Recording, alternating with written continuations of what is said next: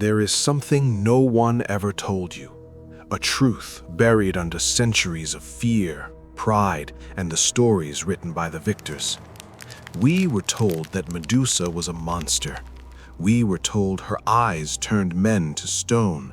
We were told she was cursed, wicked, unnatural. But no one ever asked who she was before the serpents, before the stone, before the silence swallowed her name. Long before warriors came hunting her, before poets twisted her into a warning, Medusa was loved. She walked barefoot across the white marble floors of Athena's temple, the sun warming her shoulders, the sea breeze moving gently through her dark hair. Her eyes were not cold, they were soft, attentive, kind. People came to her not in fear, but in trust. Women whispered their worries into her hands. Children hid behind her robes when thunder shook the sky. The elderly smiled at her the way one smiles at a daughter. She had chosen a quiet life, not fame, not power, not glory. She chose devotion. Every evening she stood before Athena's statue, her head bowed, her voice steady. She did not pray for beauty. She did not pray for love. She prayed for protection, for others. That detail, small and fragile, was erased from history. Then came the night when the sky changed color. The sea did not sing, it roared. The torches inside the temple flickered, though no wind passed through the columns. Medusa felt it before she saw it, a shift in the air, a weight pressing against her ribs. She entered the temple late that night, her heartbeat uneven, her steps cautious. And there, standing before the altar, was not a man, not a pilgrim, not a soldier. It was a god. Poseidon did not enter like a storm. He entered like certainty, like someone who believed nothing could deny him. The god of the sea did not bow before Athena's altar. He did not ask permission. The temple was sacred ground, but to him, sacred things were merely boundaries meant for mortals.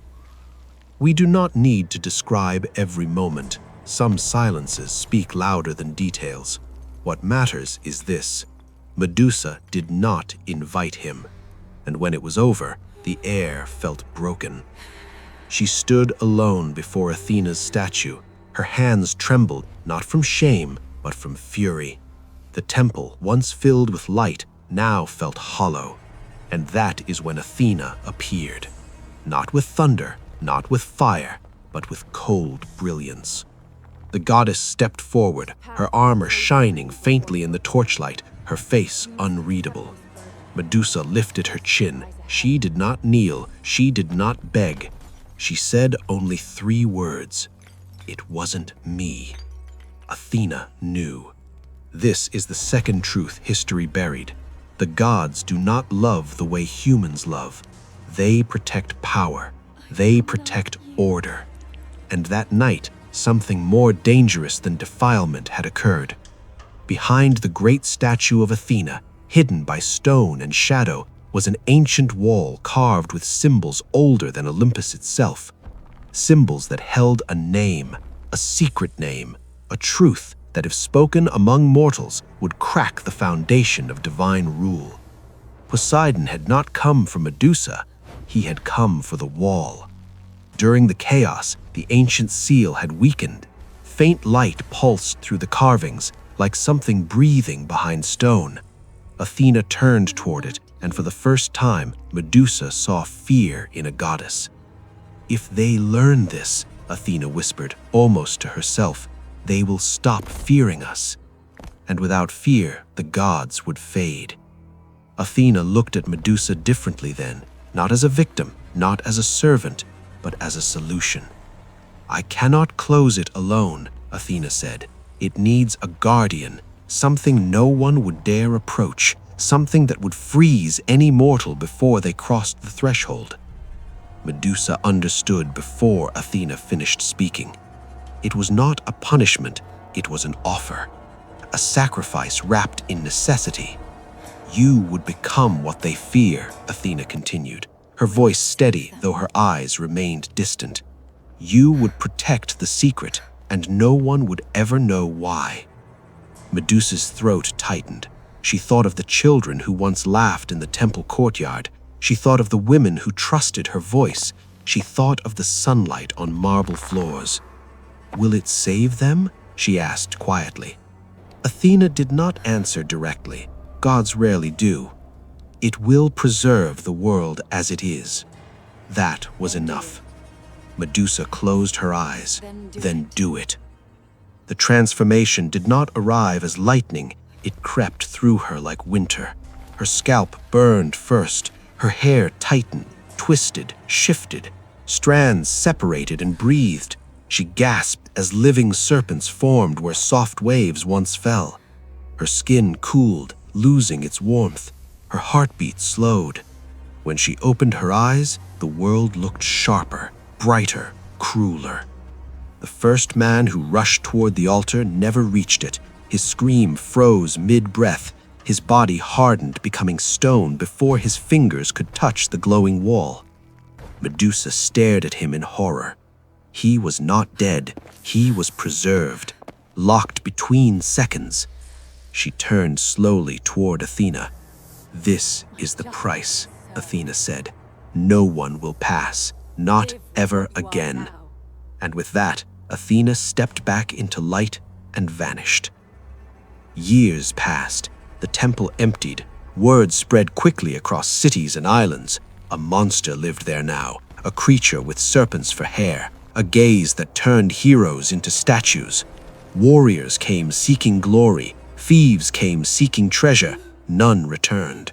Stone figures lined the courtyard, each frozen in terror, each a warning. But no one told the full story. No one told how Medusa cried at night, her tears falling silently onto cold marble. No one told how she whispered apologies to every statue. No one told how she avoided her own reflection in pools of water. She did not enjoy what she had become. She endured it. She guarded the wall. She guarded the secret name carved into ancient stone. And slowly, the world forgot who she used to be. They remembered only the monster. Legends twisted her into a symbol of vanity, of danger, of punishment. But deep inside the abandoned temple, beneath dust and echo, the truth remained. The seal still pulsed faintly. The name still waited. And somewhere far from the temple ruins, a young man was being told a different story. A story about heroism, about glory, about slaying a beast and earning immortality. His name was Perseus, and he was already walking towards her. Perseus did not grow up dreaming of killing monsters. He grew up listening to whispers. Whispers about destiny, whispers about greatness, whispers that wrapped around him like invisible chains. He was young, strong, restless. He wanted to prove himself. He wanted his name to mean something. And when the king demanded the head of Medusa, calling it a gift fit for a ruler, Perseus felt something dangerous awaken inside him. Not hatred, not cruelty, hunger. The hunger to be seen. They told him she was evil. They told him her eyes were poison. They told him that freeing the world from her would make him eternal in song. They never told him why so many statues stood outside her temple. They never asked what those stone faces were guarding. The gods watched him closely. Hermes came first, smiling, light on his feet, offering guidance. A mirrored shield, polished like still water. A curved blade, sharp enough to cut fate itself. "Do not look at her directly," Hermes warned. "Let reflection guide you." It sounded like strategy. It sounded like wisdom. It was also control. Athena appeared next, calm, distant. She placed her hand on the shield, her voice soft but firm. "End this," she said. "The world needs balance." She did not mention the wall. She did not mention the seal. She did not mention the truth hidden behind stone. Perseus nodded. He believed he was chosen. The journey to the temple was long. He crossed fields that no longer held crops. He passed villages where elders spoke her name in lowered tones. He saw statues along the cliffs as he climbed higher, warriors, hunters, men frozen mid-step. The closer he came, the quieter the world felt. The wind thinned, the air tightened. By the time he reached the temple gates, the sun was sinking into the sea, painting the sky in bruised shades of purple and red. The courtyard was filled with stone figures, dozens of them, some reaching forward, some shielding their faces, some kneeling. Perseus swallowed hard. For the first time, doubt brushed against him. He lifted the mirrored shield, angling it carefully. He would not look directly. He would not make a mistake. Every step forward felt heavier than the last. His boots echoed against marble. The temple doors stood open as if waiting. Inside, it was darker than he expected. Dust hung in the air. The columns were cracked. But at the far end of the hall, near the altar, he saw movement in the reflection. Serpents shifting. A silhouette still as a shadow. Medusa had sensed him long before he crossed the courtyard. She always did. The air changed when someone approached. The intention carried weight. Most came with anger, some came with greed. Perseus carried something different. Confusion, fear carefully hidden beneath pride. She did not move at first. She stood near the wall, her back partially turned, the faint glow of ancient carvings pulsing behind her. The serpents in her hair stirred slowly, tasting the tension. He is young, she thought. Through the reflection in his shield, Perseus saw her shape, taller than he imagined, not monstrous in posture, not twisted.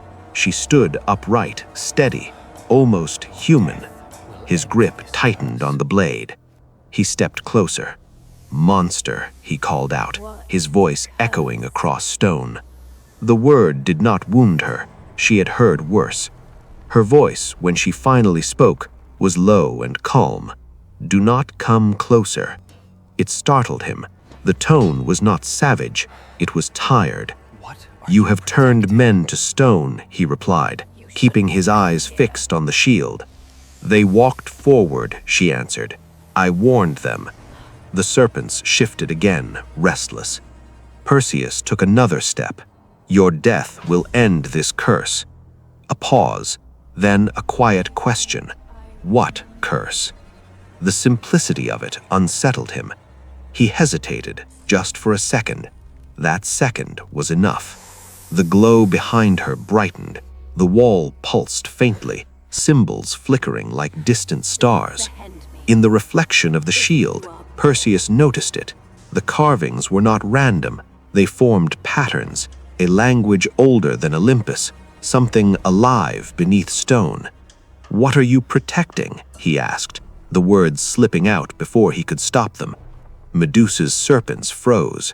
Silence filled the temple. "You were not told," she said softly. "What told?" "That I am not the danger." The blade in his hand felt heavier.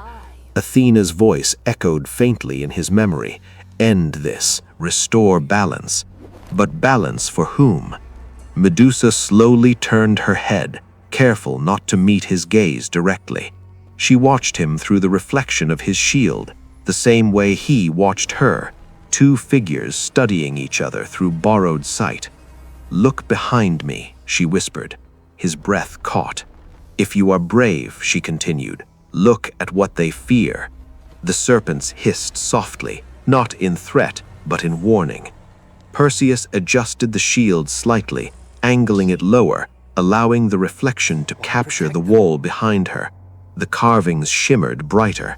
The symbols began to move, as if responding to attention. He felt a pressure in his chest, like standing too close to a storm. "What is it?" he demanded. "A name, a truth." The air vibrated.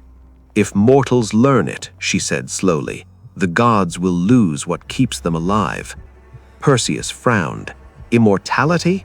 "No," she said. "Fear." The word echoed. He felt something shift inside him. Behind him, unseen, a faint presence stirred. Athena watched from beyond mortal sight. The seal was weakening again. Perseus was closer to understanding than any mortal before him. Medusa took a step to the side, revealing more of the glowing wall in the reflection. The carvings aligned, forming shapes that resembled crowns cracking, lightning splitting, statues falling. "Why protect them?" Perseus asked, confusion now louder than pride. Her voice broke for the first time. "Because without them, there will be chaos." "And without fear?" he pressed. She did not answer immediately. "Without fear," she whispered, "humans might become something the gods cannot control." The serpents shifted uneasily. The temple trembled faintly. Perseus realized then that killing her would not end anything, it would open something. He tightened his grip on the sword, torn between command and conscience. Every story he had been told was unraveling in real time. "You could step aside," he said quietly. "And let you see it fully?" she replied. "You would not survive what it reveals." His jaw tightened. "You don't know that. I have stood here for years. I have watched heroes turn to stone, not because they looked at me, but because they looked past me." The weight of that truth settled heavily between them. Outside, the last light of day disappeared. Inside, the wall pulsed brighter. Athena's patience thinned. Perseus felt it, the pressure building, the choice narrowing. He had come to be remembered as a hero, but now he stood on the edge of something far greater than glory. And Medusa, the monster he was meant to slay, was the only thing holding it back. The temple trembled again. Time was running out. The temple was no longer shaking. It was breathing. Slow, heavy, alive. The glowing wall behind Medusa pulsed with a dangerous rhythm, like a heart that had been asleep for centuries and was now waking up. The carvings shimmered, shifting, aligning, almost forming sound. Perseus felt it pressing against his thoughts, pushing inside his mind, asking to be spoken. Just one word, one truth. That was all it would take. He stood still, not frozen by fear, but by understanding. The mirrored shield in his hand reflected more than her figure now. It reflected the wall, the fractures, the light crawling through the stone like veins of fire. He had come to kill a monster. Instead, he had found a lock. "You feel it," Medusa said softly. Her voice was calm, almost gentle, but there was urgency beneath it. Perseus swallowed. "It's not just a name." "No," answered she. "It's the reason they rule." The air tightened around them. The symbols on the wall burned brighter, lines cracking across the marble floor beneath his boots. Athena's presence thickened in the room, invisible, cold, watching. "Speak it," a divine whisper pressed into his mind. "End this." But Perseus understood now. The gods were not sustained by love.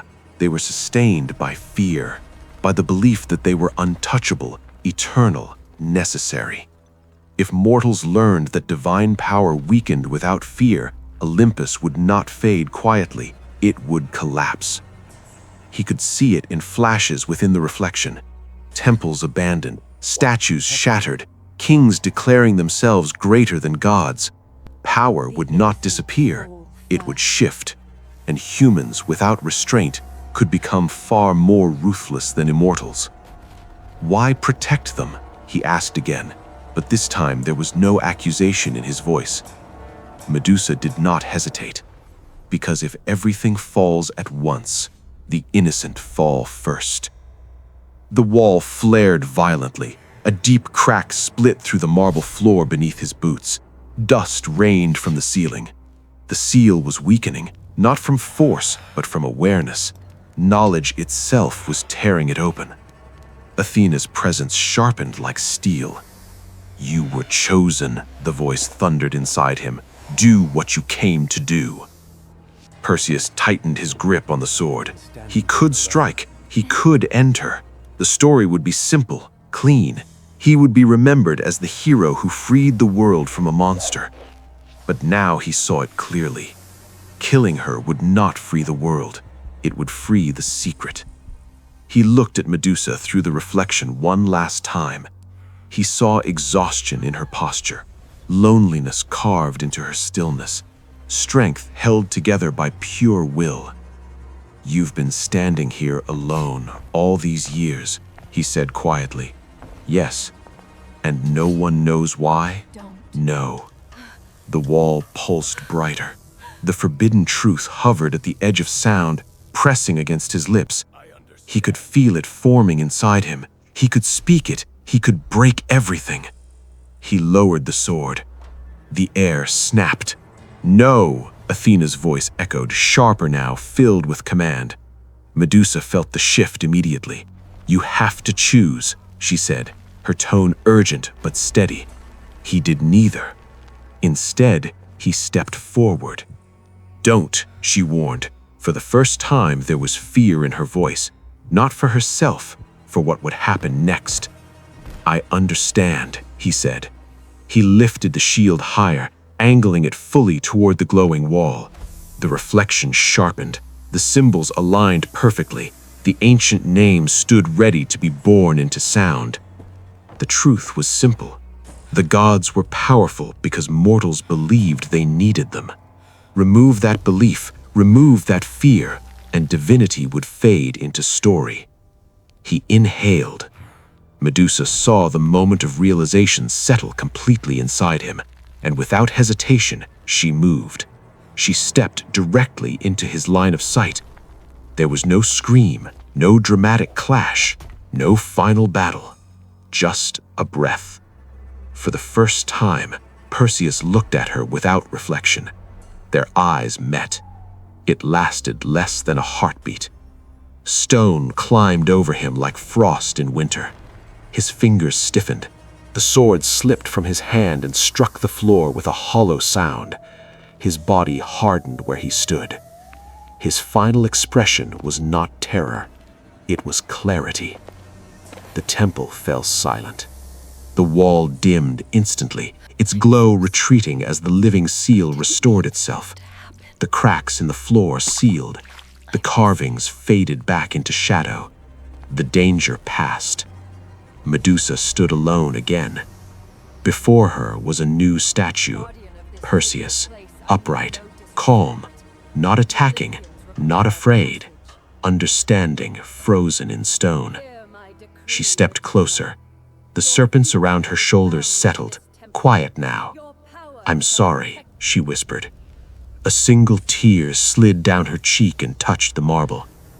Athena appeared slowly from the shadows, her armor reflecting faint light. She looked at the statue, then at Medusa. You disobeyed, she said. Yes. You preserved the seal. Yes. A long silence stretched between them.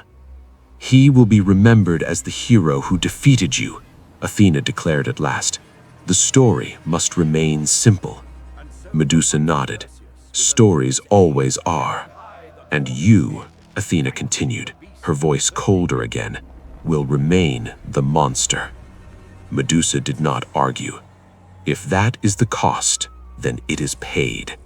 For a brief moment, something almost human flickered in the goddess's gaze. Almost.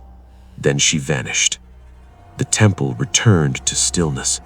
Outside, waves crashed against distant cliffs. Wind moved through broken columns. The world continued, unaware of how close it had come to unraveling. Years later, poets would sing of Perseus's victory. They would describe courage, triumph, glory. They would say the monster fell. But deep inside the abandoned temple, beneath dust and silence, the truth remained. Medusa still stood before the wall, not as a curse, not as a villain, but as the quiet guardian of a world that would never know how much it owed her. And sometimes, the greatest hero is the one history chooses to hate.